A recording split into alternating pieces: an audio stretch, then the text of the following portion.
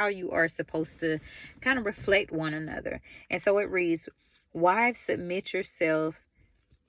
Wives, submit to your own husbands as to the Son. For the husband is the head of the wife, even as the Son is the head of the church, his body, and is his. I'm going to start over.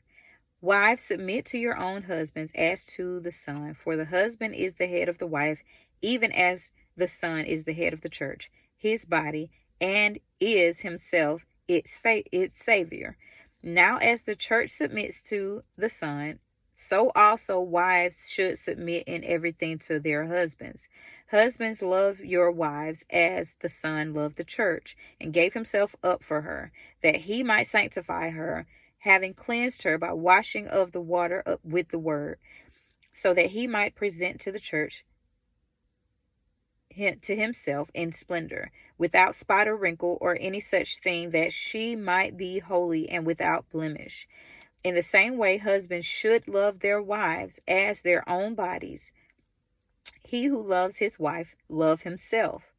For no one ever hated his own flesh, but nourishes and cherishes it, just as the Son does the church, because we are members of his body. Therefore, a man shall leave his father and mother and hold fast to his wife, and the two shall become one flesh. This mystery is profound, and I am saying that it refers to the Son and the church. However, let each one of you love his wife as himself, and let the wife see that she respects her husband.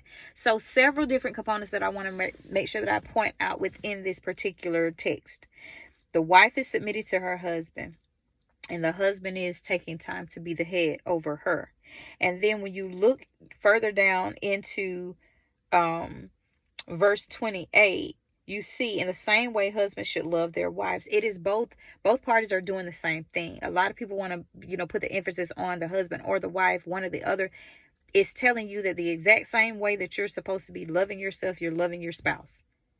And so let that be clear for you in understanding what he's saying. And then it also says that the wife is supposed to respect her husband. So this part is specifically talking about the wife, because of course you're going to want to have respect, but it's more to do with the male or the husband than it is the wife, because this is the component that you see, and it ends here with the wife respecting her husband. But then you also see that for no one ever hated his own flesh, but nourishes and cherishes it.